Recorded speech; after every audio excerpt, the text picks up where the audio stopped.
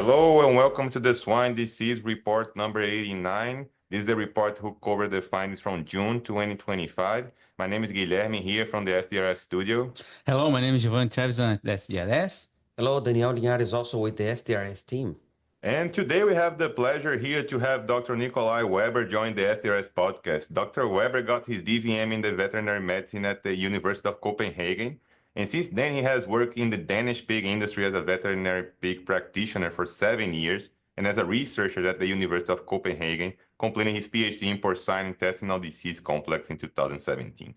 Nowadays, Dr. Weber works in the Danish Agriculture and Food Council, where he's the project manager of the Danish National PRRS Reduction Program, which is going to be the topic of the podcast today. Welcome to the SDRS podcast, Dr. Weber. Thank you very much for having me here. Thank you, Dr. Weber, for coming and being present for our podcast. We're eager to discuss with you about PRRS eradication, but first, Guilherme has some updates from the US. Guilherme, how is PRRS activity in May? Well, Giovanni, for PRRS, we have bad news. First is that for June, we usually expect that we have a decrease in the percentage of positive submissions, but the win to market categories is still up to 40% of positive submissions, which is not normal for this month of the year. So a typical activity for this virus. And also, we would like to alert the industry that we have the first detection of the lineage 1C.2 in North Carolina and also in North Dakota. And for North Carolina specifically, we would like to raise an alert because it's one of the largest breeding herd inventory in the US, and that's the first detection of this lineage there. But it's important to highlight that we are seeing genetic diversity within this lineage in the field. We are seeing reports from the vets also as a mild strain in some cases, but also as aggressive as the L1C.5. So an alert that we would like to make for the industry. And since I talk about the L1C.5, it's important to inform that also it reached over 2,300 detections, and we are in the middle of the year still. So we still have more 6 months to compile more data, and it's already a record of detection of the L1C.5. Just for you to have an idea, the second lineage most detected is the L1A and has 600 detections, so almost 4 times the number of detections compared to the second lineage. So a lot of activity of the L1C.5. So even though we are in the middle of summer, you still have lots of PRRS and moving around as lineage 1C.2 across North Carolina, North Dakota. So better to watch out there. Guilherme, how about enteric coronavirus? For enteric coronavirus, Giovanni, for Delta coronavirus, we are having some activity above the expected, even though it's less number of cases, a few number of cases, but some states are having cases that are not expected for the summer as well. For example, Missouri, Indiana, Ohio, and also North Carolina have 3 standard deviation positivity above the expected for these states. And when we move to PED, there is also a lot of highlights that we have. We would like to make an alert as well for the truck washes and vehicles because we are having a percentage of positive cases high for this category. So watch out for the biosecurity so the virus cannot come inside your farm coming from vehicles and also trucks. Thank you for that highlight on PED. Any updates on influenza and PCV2? Yes, Giovanni, for PCV2 first, we are having positivity for both PCV2 and PCV3 going high in all the age categories, what is not expected also for the summer. But we look a little bit on the CT values of these cases. And for the tissue cases, they are historically within the baseline, so around 24, the average. But when we look to the processing fluids, we had a drop of 2 CTs in the average of the processing fluid samples coming for PCV2 and for PCV3. So something to investigate. And when we look to see a little bit about the sequences of these PCV2, that the advisory group had some comments about it. They comment that PCV2D has been seen in the field most often this year. And also some of the advisors even saw PCV2E, one case circulating in the field. So something to be in alert for PCV2. And influenza itself is 3 standard deviation above expected within the state baseline of Minnesota. And I would like to highlight that for Minnesota as well, is having more activity of respiratory pathogens with Mycoplasma, PRRS, and also influenza B 3 standard deviation above the expected in this month of June. So some respiratory pathogens activity going on in Minnesota. Thank you for those highlights, Guilherme. Lots of going on in the swine industry. Dr. Weber, as you saw here, PRRS is a problem in the US. Yeah. That's not any news there. But the news is Denmark is doing a PRRS reduction plan there. So can you give us an overview of how this program started, What are the main drivers for that, and what's the benefit for the producers to pursue such PRRS reduction plan? Sure, Giovanni. Well, PRRS has been around in Denmark since the 90s, like many other countries, and it's been part of the industry and like a major pathogen in the Danish pig industry for many, many years. Actually, there's been attempts for some sort of control programs for a lot of attempts for that through the years, but it's been difficult to get all the farmers aboard to actually see that it could be a good idea.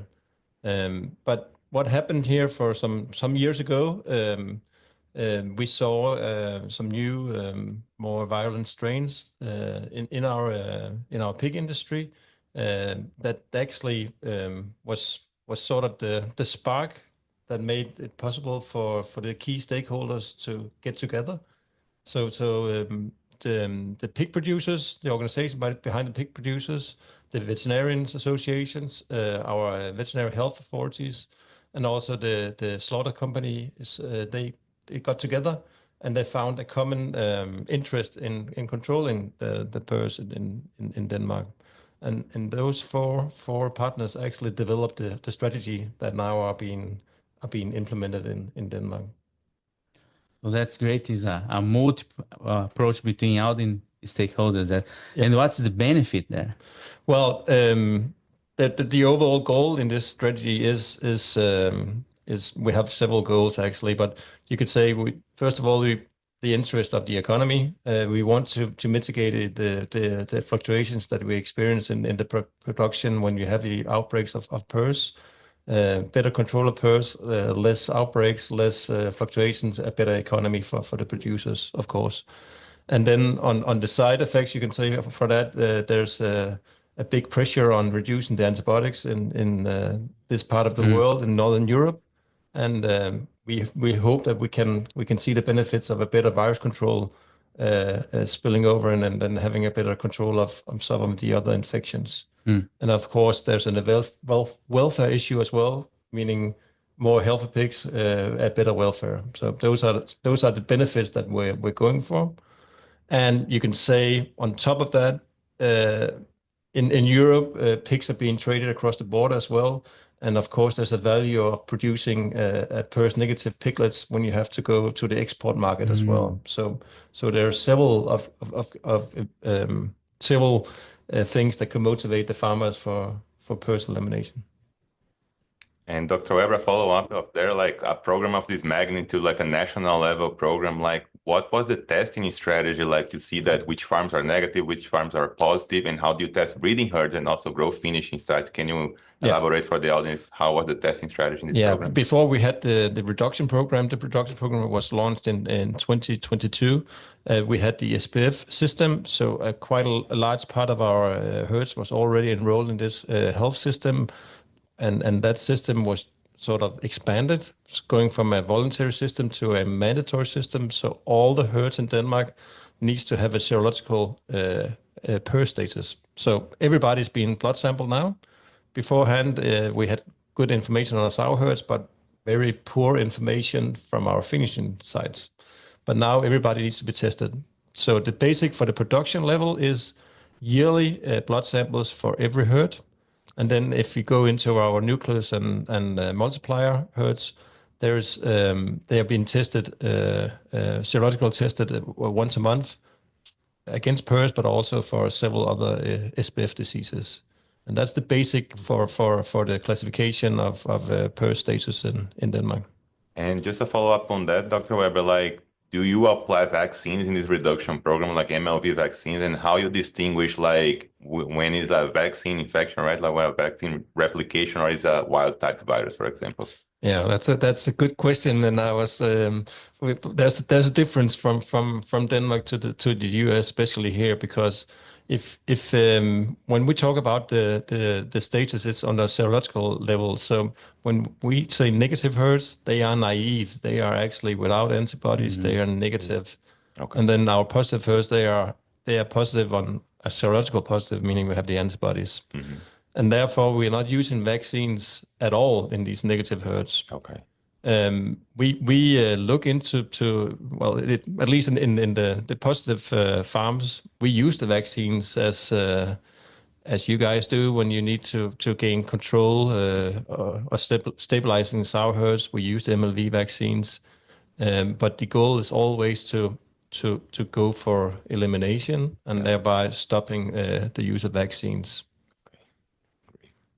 And Nikolai, getting into some of the results of those serological tests, what do you see today as far as seropositivity in the sows and green pig populations? Yeah, sure. Well, when we started, like I said, we didn't have that much information in our finisher herds. Actually, our sow herds, about 24% of all the sow herds there had an unknown status. But when we look at the finisher sites, it was 65% with an unknown status when we started off.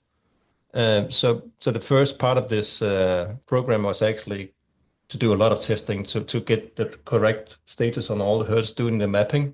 So you actually could see how the PRRS was distributed in the country, you could say. So we start testing all these herds, and then we sort of getting the true prevalence, so to say, in Denmark. And at the top, we had 27% positive sow herds and 29% positive finisher herds. That was when we got them all mapped. And then we started doing the program. It's now been running for 3 years. And I just pulled the numbers. Right now, we have gone from 27 to 20% seropositive sow herds, so a reduction of 7%. And when you look at the finishers, we're down to 23% now, coming from 29. So that's like the main results in the positivity percentage. And the other milestone, as I understand you saying, is the reduction of the unknowns, so you know what's going on, right? Yeah. So of course there's that's a major thing as well, that we get all the farms enrolled and we're getting information on all the farms and can discuss a PRRS control with all the farmers, because they all need to have this status. And how do these numbers compare? Now we are in 2025. When you guys started, where you are today compared to where you thought you would be? Yeah, well, that's a good question, because when they made the plan, there was of course some targets about it, and actually they were aiming for 75% of all the finishers should be seronegative within 2025. So we're actually a bit behind that, but there's several reasons for that. One of the main thing is that the legislation that actually described this mandatory testing was a bit delayed, and therefore it's sort of been pushed forward.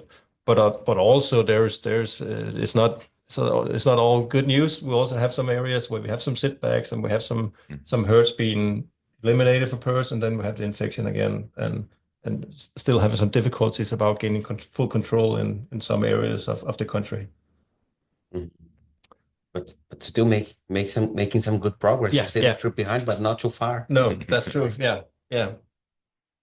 And if you look back today, and somebody asks you, hey, what were the non-negotiables? What allowed you to make this progress, to reduce the unknowns, to reduce the seropositivity? What were some of the must-haves in the national program? Well, I'm trying to give you some thoughts into how we actually got to this place. I would say the top non-negotiables is actually this mandatory testing, because if we don't have the information on all the herds, it's not possible to make intelligent and professional decisions into gaining PRRS control in an area if you don't know the status of your neighbor.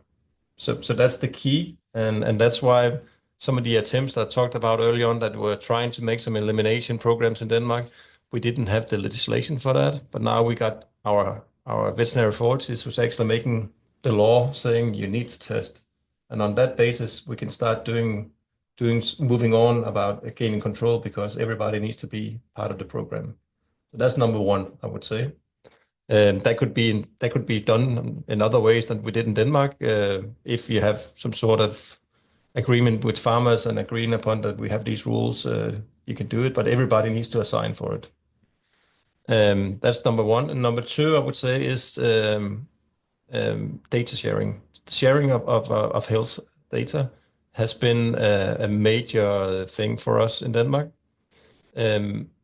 We have information on the herd status, herd state. No, sorry. We have information on each herd for like the position of the herd in the country, like the geographical information, the size of the herd, and also the health status of that herd. And we started just having those information and put it onto a map and start sharing it with the farmers in the area. And on top of that, we actually also added information on trade. We have every time a pig is being traded in Denmark, it needs to be registered. It's a public database. Again, we just put it on a map, start drawing Full traceability. Yeah, and that full traceability. And just by doing that, then farmers start making more clever decisions because suddenly they know, well, if I do something, my neighbor can see what I'm doing. And but also instead of guessing what's going on with my neighbor, I can actually see it in the map. And that actually paves the road for neighbors to actually working together instead of pointing fingers at each other. So just by sharing data, we saw people start moving or farmers start moving in the right direction. And if I should mention a third non-negotiables is, and that's of course the difficult part of it is we have our health system, we have the SPF system as the backbone of the whole program. So farmers they've been used to this system where you can actually look up the health status on each herd, and we trade the pigs according to this health status. And that system is the way of us controlling the infection, you could say, both the other SPF diseases, but also the PRRS. So if you buy a pig, you're gonna have the same status as the sow herd. So if the sow herd has PRRS, you will automatically have PRRS in your finishing farm. And by that, we sort of have more control on it, and it's also connected to the trade with the transport. So the transport is going in the right direction according to the health status. And it's sort of a basic thing for a Danish veterinarian to think like that. But I know that's not anything else. It's difficult to achieve that if you don't have that system to start with. Yeah, no, it's amazing system, right? We had the opportunity to visit you guys, and it's I don't think there's the SPF system anywhere in the world, right? So you might want to remind the audience, as you mentioned, other diseases. What else is included in the SPF as far as tracking for and classifying the herds for a specific pathogen? Yeah, well, we have the major thing is that we have the MHIO declaration. We have APP, of course, the PRRS, and then we have Menke and lice as some disease that we don't really have anymore, and then atrophic rhinitis those are the diseases in the system, and the herds who's part of this program needs to report if there's any clinical signs of it, and we need to do testing, and then they're going to be surveyed every year for it. And then we have a lot of rules on external biosecurity, so how to handle, how to access the farms, how to handle feed, how to handle the trucks, the disinfection and washing, to making sure that we are taking care of each other the best way. So you all sign up for that when you're part of the SPF program. Yeah, that's amazing. So you said that the truck biosecurity is connected, coordinated with the SPF, right? So that the truck routing is done based on the farm status. So that's amazing. So if a truck goes from It's amazing. If a truck is going from a PRRS-positive farm, it's not allowed to go to a PRRS-negative farm. Or wash. Before wash and disinfection, and we actually have tracking on that with the GPSs and all that, so it doesn't happen. And how are the trucks disinfected after washed? Second. What are the main mechanisms to decontaminate the trucks between chemical decontamination and temperature? Well, it's actually it's quite basic. We wash them just with water and do the disinfection, and there's of course some control about that depending on the level of biosecurity. But there's just a major rule that every time you've moved a pig, that truck needs to be washed and disinfected before going to another farm, no matter what. Same with our trucks going to the abattoirs. After delivery, it's being washed at the abattoir before going back and picking up a new load of finishers. Awesome. And that's like you said, that's all transparent. So if Guilherme wants to say, hey, the truck coming to my farm where it was before, was it disinfected or not? He can log in and see. Yeah, well, you can get the information if you want that, but actually, because like I said, we're used to the system, everybody is actually trusting that everybody is doing the right thing, and they don't need to go and control it actually. So, yeah. So you say that the truck needs to be washed, disinfected before going to the other farm. That means the truck is washed in the farm that delivers the pig, or that is washing stations that they go through? Well, it's actually washed at the site after delivery. There's some washing facilities, so they don't drive away in a dirty truck. It's actually in the farms. All the farms have some sort of washing facility available for that. So we don't have any central washing stations like you have here in the US, I believe. It's on the site. Mm-hmm. Quite a lot of experience there, and thank you for sharing 30 years of experience in a few minutes here. So when you talk about PRRS reduction plan in Denmark, do you envision that a plan like this can be implemented in other countries? Well, of course, it's difficult to have the knowledge about the details in each nation, or let's say United States then. Yeah. Well, I would say that if you're able to, you're very good at having a lot of diagnostic data, and actually like this program here, sharing it with each other and sharing what's going on. So I would say that you have like the data infrastructure to provide the stakeholders with the right information, and thereby helping them to make the right decisions. But of course, you need to have the farmers or the owners to accept that we are sharing data, at least at the professional level for the veterinarians and our advisors to start with. I'm quite sure if you can provide those information and you can get that acceptance locally, then you can move on, because we're not implementing other ways of pest control that you guys do. Actually, we use the ASV recommendations for stabilizing sow herds and the categories for pest control. So we're actually doing the same as you recommend, and we're implementing it. So I'm sure you could do it, but it depends on if you can get these farmers to share data and thereby building up the trust to each other that you have a common goal here of pest control. But of course, there's a lot of difference to North America and Europe. But I'm sure you have the data knowledge to do it.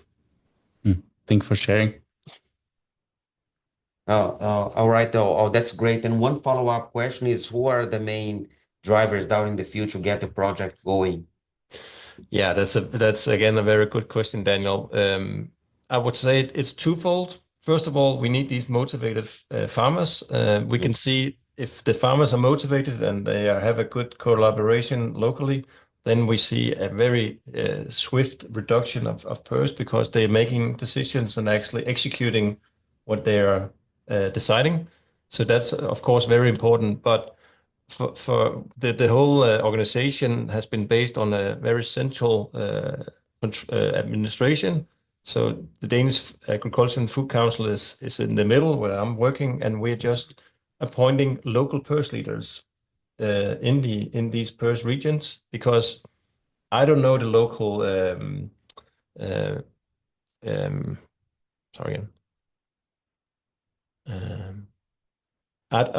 I don't know the details and needs of the regions about who the farmers are and what you need to actually get them motivated to do the eradication. The local vets know that, and the local advisors, and thereby we actually put up a system where we appointed these local leaders, and they got the responsibility to actually execute an eradication program on a regional level. We also got the funding for that, so they actually get paid by the project. So they are working for the program, but it's actually those local vets who's executing the plan and for all the farmers, and thereby we get the veterinarians. They're having ownership of the whole program, and they actually wants to succeed here, and that's very key for us to get the veterinarians on board and making sure that they're think it's a good idea, and thereby actually making sure that we got a progress on a local level. So motivated producers, and then some veterinarians that are eager to have success, and that's a key thing. It makes sense. Yeah, I'll make a comparison in the US. Potentially, the US Soil Health Improvement is a path here to go in that direction, because there is a producers, veterinarians, packers, state vet officials all on the same table there for discussing. Mm-hmm. And that's it, guys. Like, let's say thanks to Dr. Weber for this amazing podcast. You guys heard about PRRS reduction plan in Denmark, some things that we can apply here in the US, and some tips that also he gave about like biosecurity and also health status in Denmark. I hope you guys enjoyed the podcast today, and see you guys in the next episode. Thank you. Thank you. Thank you. Thank you for having me.